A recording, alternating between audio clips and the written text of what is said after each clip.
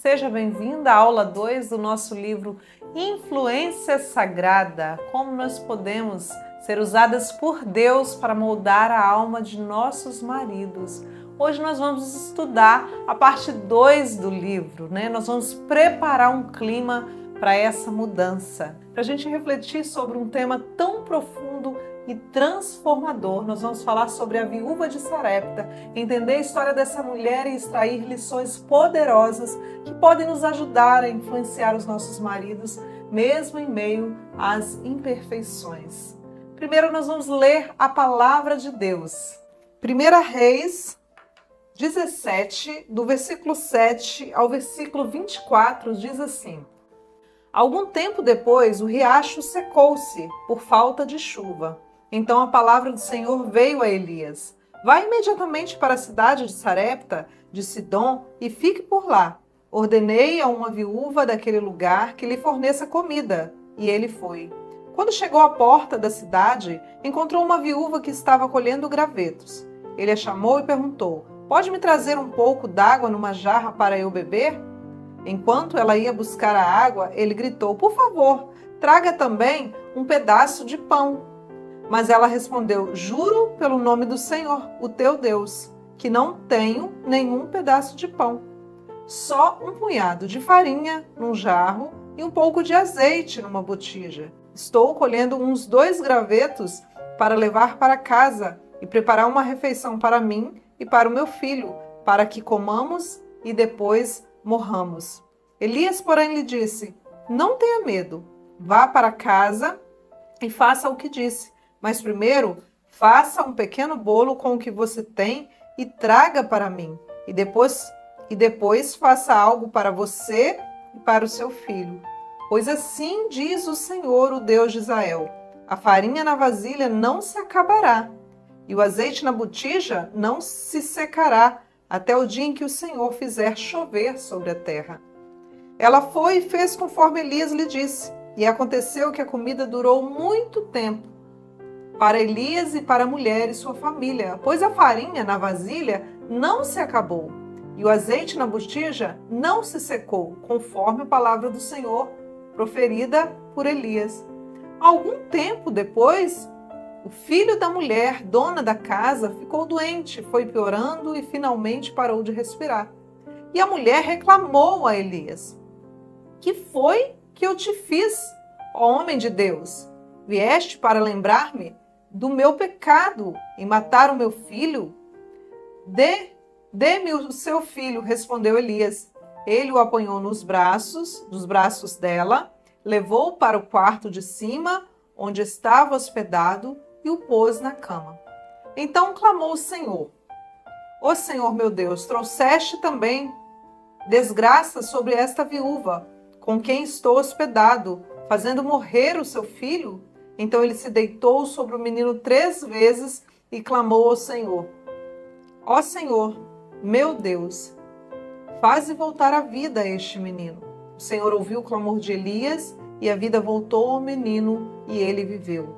Então Elias levou o menino para baixo, entregou à mãe e disse: Veja, seu filho está vivo. Então a mulher disse a Elias: Agora sei que tu és homem de Deus e que a palavra do Senhor, vinda da tua boca, é verdade. A viúva de Sarepta vivia em um tempo de extrema escassez. Ela estava prestes a preparar a última refeição para si e para seu filho, quando o profeta Elias apareceu e pediu que ela desse um pouco do que tinha. Elias prometeu que se ela fizesse isso, sua farinha e seu azeite não se acabariam. E assim foi. Por meses ela testemunhou um milagre diário. A farinha e o azeite nunca faltavam. Mas com o tempo o milagre se tornou comum e ela se acostumou com a provisão e deixou de se maravilhar. Quando seu filho adoeceu e morreu, ela culpou Elias, esquecendo-se de tudo que Deus havia feito por ela através do profeta. Outra tragédia aconteceu, seu filho adoece e morre, então ela reclama com Elias e ele devolve a vida de seu filho. Ela teve que viver um milagre de novo para acreditar no profeta. E olhando para as nossas vidas, quantas vezes nós não vemos as bênçãos diárias que Deus nos concede? Somente na crise é que a gente vai perceber o tanto que Deus tem feito. E no nosso casamento, quantas vezes nos acostumamos com as qualidades e os esforços dos nossos maridos? O que antes nos encantava, agora parece tão comum. Nós precisamos reacender a gratidão e a admiração pelas bênçãos que eles trazem para as nossas vidas. Porque muitas vezes nós estamos cegas para as bênçãos. Gary conta que conheceu Sara, uma esposa que num encontro de mulheres ouviu uma mulher se gabar de seu marido. Ele havia construído um jardim de rochas num fim de semana. E aí ela reclamou dizendo assim, que sorte a sua, porque o meu passa o fim de semana assistindo TV. E ela estava tão focada no que o marido não fazia, que não viu o que ele fazia. Então Gary, numa conversa, a fez lembrar das coisas que ele fazia. E aí ela foi perceber que ele proporcionava a ela uma bela casa, permitia que ela ficasse com os filhos, né? E que ela estava envolvida na criação das crianças. Mas ela percebeu muito além, que ele também estava envolvido. Ele levava as crianças para passear, ele levava as crianças para treinar, levava ao cinema, ele fazia o mercado. Ele ligava para ela e perguntava, você está precisando de alguma coisa, meu amor? Muitas vezes focamos nas falhas e nós esquecemos das bênçãos. Nós precisamos olhar para o quadro por completo e agradecer pelo que os nossos maridos fazem. Em vez de nos concentrarmos no que eles deixam de fazer e entender que os homens são imperfeitos, assim como nós. Tiago 3:2 nos lembra que todos tropeçamos de muitas maneiras. Nenhum marido é perfeito. Todos têm suas falhas e isso é parte da vida real. O desafio é aprender a amar e apreciar os nossos maridos como eles são, em vez de nos ressentirmos por eles não serem perfeitos. Porque quando nos casamos, nós escolhemos amar um homem real, não é um príncipe encantado, mas um homem com suas qualidades e com seus defeitos. Nós erramos quando nós pegamos as falhas do nosso marido e comparamos com aquilo que é agradável em outros maridos. Um exemplo são os serviços braçais, né? Tem marido que sabe desentupir uma pia, tem marido que sabe arrumar um chuveiro, não é? E tem outros que não. E a mulher gosta muito disso, né? Que o marido esteja pronto ali para fazer os serviços de reparos na casa, mas às vezes o marido não sabe fazer. Nós criamos expectativas irreais e nós devemos valorizar o que eles têm de bom, trabalhar juntos para que vocês superem as dificuldades. Agora nós vamos ler a página 64, eu quero compartilhar com você Leslie Vernick, autor do livro Como Agir Certo Quando Seu Cônjuge Age Errado. Certa vez perguntou a um marido em um aconselhamento o que ele mais gostaria de receber de sua esposa. Ele respondeu assim, tem um cara no meu trabalho que é totalmente estabanado e nunca consegue fazer nada direito. Nenhum de nós achava que ele fosse grande coisa, mas um dia a mulher dele chegou e olhou para ele como se ele não pudesse fazer nada de errado. Todos nós ficamos com inveja dele dali em diante. Por quê? Porque sabíamos que ele não era perfeito, mas sua mulher o tratava como se ele fosse. Eu adoraria que minha mulher me olhasse assim. Essa mulher, como você viu, não foca na imperfeição, mas ela respeita o marido como ele é. Nossos maridos anseiam por afirmação. Eles querem se sentir valorizados e especiais quando os elogiamos e mostramos gratidão. Eles se sentem motivados a ser melhores. A afirmação é uma ferramenta poderosa para influenciarmos positivamente. Gary conta a história de uma mulher que confrontou seu marido com amor quando ele estava prestes a perder a paciência com o filho, prestes a agir com muita violência. Ela chegou no momento exato e disse: "Você é um homem bom." Essas palavras então tocaram o coração daquele marido e o transformaram. Então, mesmo quando nossos maridos agem de forma inadequada, podemos escolher ver o bem neles e chamá-los a serem melhores. A aceitação e o encorajamento têm o poder de transformar relacionamentos. A gratidão é uma escolha poderosa. Quando agradecemos pelas qualidades de nossos maridos, nossos corações se transformam. A oração de gratidão nos ajuda a ver o bem e fortalecer nossos casamentos. Então, nós precisamos ser gratos. Vamos praticar a gratidão, praticar diariamente. Então, liste umas 5 coisas pelas quais você é grata em seu marido e agradeça a Deus por elas. Isso mudará sua perspectiva e influenciará positivamente o seu relacionamento. Outra coisa, estimule, não condene. Imagine um cachorro ferido que morde as mãos de quem tenta ajudá-lo. Imagine que esse cachorro foi atropelado ou se acidentou, ele está sentindo dor. Ali ele fica agressivo, ele morde quem está tentando ajudar. E assim são os homens. São os homens feridos pelas experiências da vida, por experiências passadas. Maridos podem carregar dores do passado e às vezes a gente nem sabe. Um abandono de uma mãe que foi fria, que foi agressiva. Eles podem estar calejados porque as esposas sempre estão engrandecendo seus defeitos. E é por isso que eles mordem, mesmo quando você tenta ajudar. Então, em vez de condenar, vamos escolher apoiar.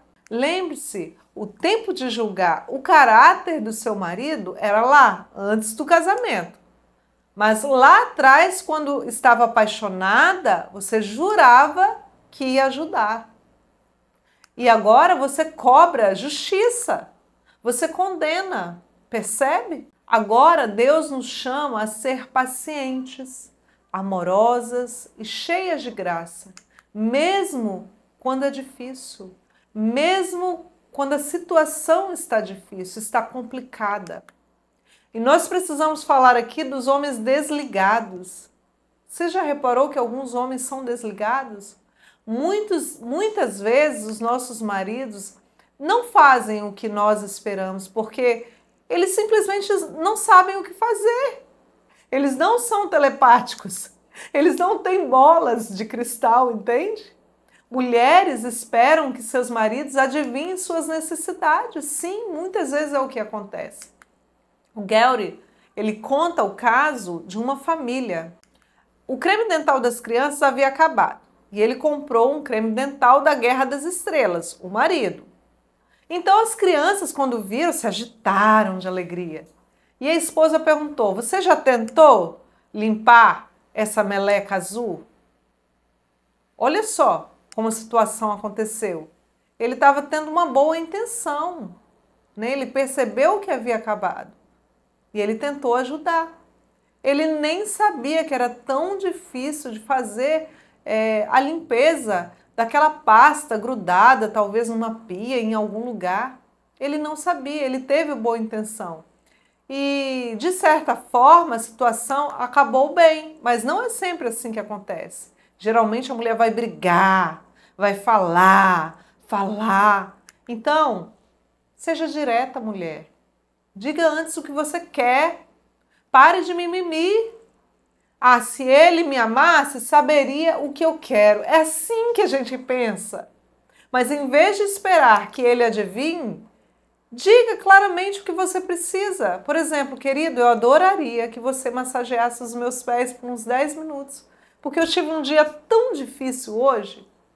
A comunicação precisa ser clara, porque assim você vai evitar frustrações e você vai fortalecer a conexão. Lembre-se de como Deus tem sido gracioso com você. Estenda graça ao seu marido, ore por ele, agradeça pelas qualidades dele e peça a Deus que transforme o seu coração. Tente cansar Deus com orações de agradecimento pelo seu marido. Respeite a posição. Nós precisamos falar disso.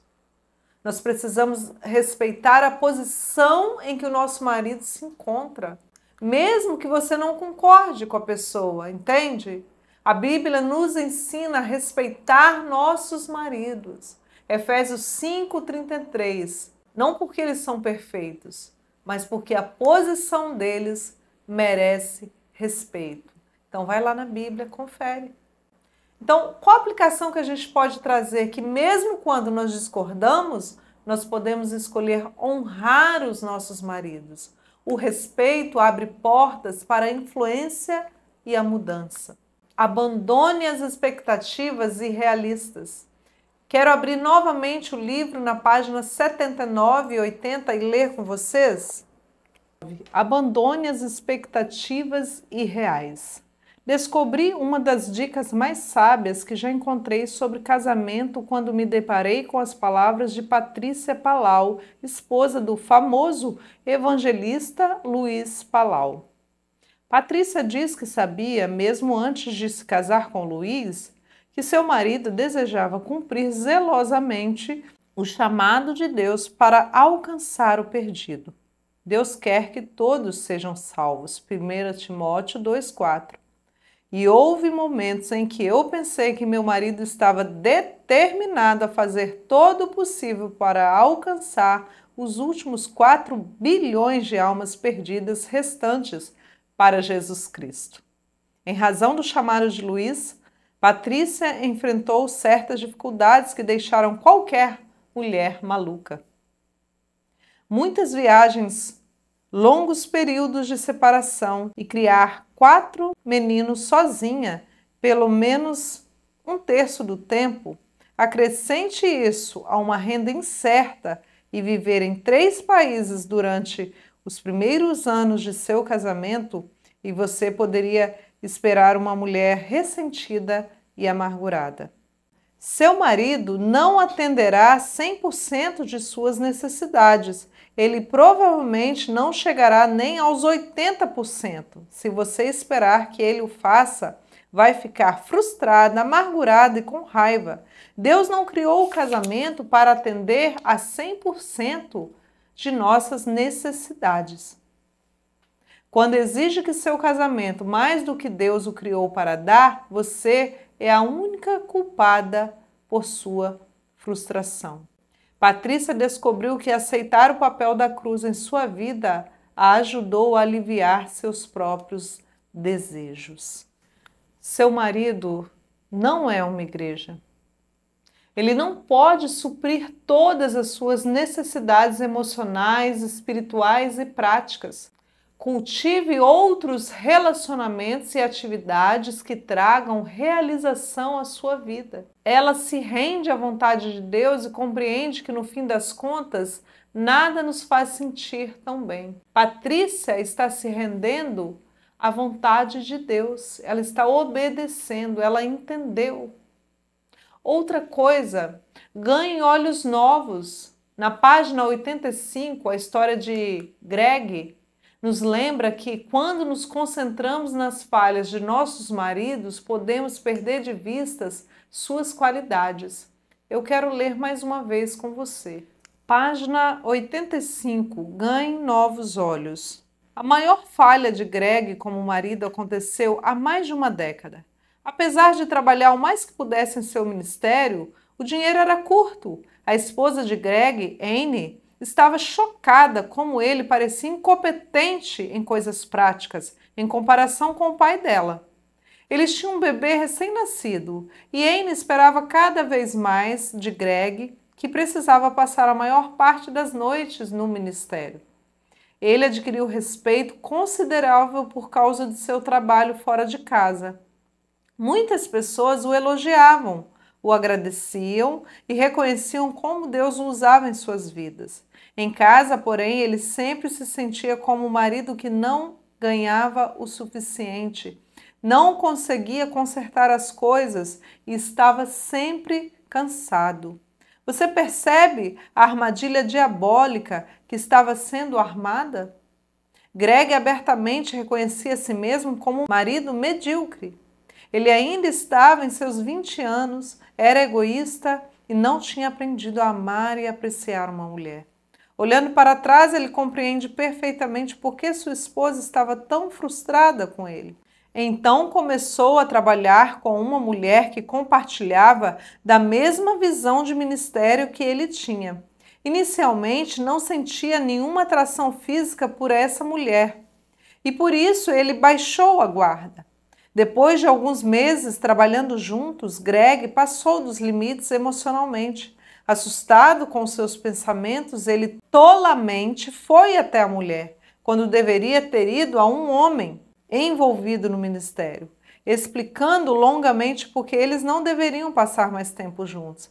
A outra mulher não era boba. Quando Greg falou sobre como sua família era importante para ele, como ele não queria colocar isso em perigo, ela pôde ler nas entrelinhas. Então, você quer dizer, não terminando a frase, mas ambos sabiam muito bem o que ela queria dizer. A verdade era chocante demais para dois cristãos mencionarem. Não posso acreditar nisso, disse ela. Você parecia tão perfeito. Essas palavras, você é perfeito, funcionaram para Greg como a droga mais poderosa que ele já tinha experimentado.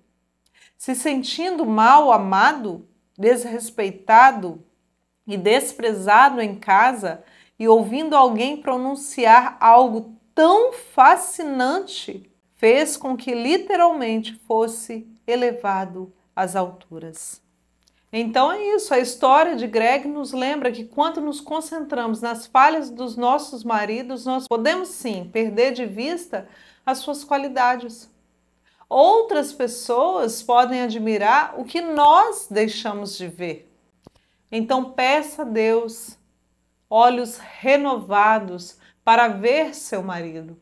Valorize-o, respeite, mesmo quando ele não atende todas as suas expectativas. Seu marido, ele tem valor. Gary Thomas, ele conta a história do castelo de Wilsonberg. No século XII, as mulheres desse castelo resgataram seus maridos carregando nas costas em vez de levar tesouros materiais. Preste atenção. No século XII, a vasta riqueza do castelo Wilsonberg estava em perigo. As forças inimigas sitiavam a fortaleza de pedras e ameaçavam os tesouros depositados dentro dela. Os habitantes não tinham a menor chance de se defender contra uma legião tão grande que exigia a rendição completa. Se os ocupantes do castelo concordassem em entregar sua riqueza e os homens entregassem suas vidas, as mulheres e crianças seriam poupadas. Depois de entrarem em acordo, as mulheres do castelo então fizeram uma proposta. Pediram que elas pudessem sair com todos os bens que elas pudessem carregar. Se as forças inimigas concordassem com essa condição, os homens renderiam suas armas e entregariam as riquezas do castelo. Cientes da quantidade de riquezas dentro do castelo, as forças inimigas concordaram. Afinal, quanto essas mulheres conseguiriam carregar? Finalmente, os portões do castelo se abriram e a cena trouxe lágrima aos olhos até dos soldados mais calejados. Cada mulher saiu carregando seu marido nas costas. Quantos desses homens resgatados eram perfeitos? Nenhum. Nenhum mesmo. Assim, cada um daqueles homens imperfeitos valia mais para sua esposa do que qualquer coisa que ela possuísse. Então, seu marido, mesmo imperfeito, é a sua maior riqueza. Então valorize, ame-o, agradeça a Deus por ele. O casamento, irmãs, é uma jornada cheia de desafios, mas também cheia de oportunidades de crescimento, de crescer em amor, graça, sabedoria. Ao escolhermos focar no bem, comunicar claramente, respeitar e estender graça, nós podemos sim influenciar positivamente nossos maridos e construir relacionamentos mais fortes e saudáveis. Vamos encerrar então essa live com uma pequena oração. Senhor Deus e Pai, nós clamamos, ó Deus, para que o Senhor nos ajude a amar, a respeitar os nossos maridos, a apreciá-los, ó Pai, que o Senhor nos ajude a influenciá-los positivamente.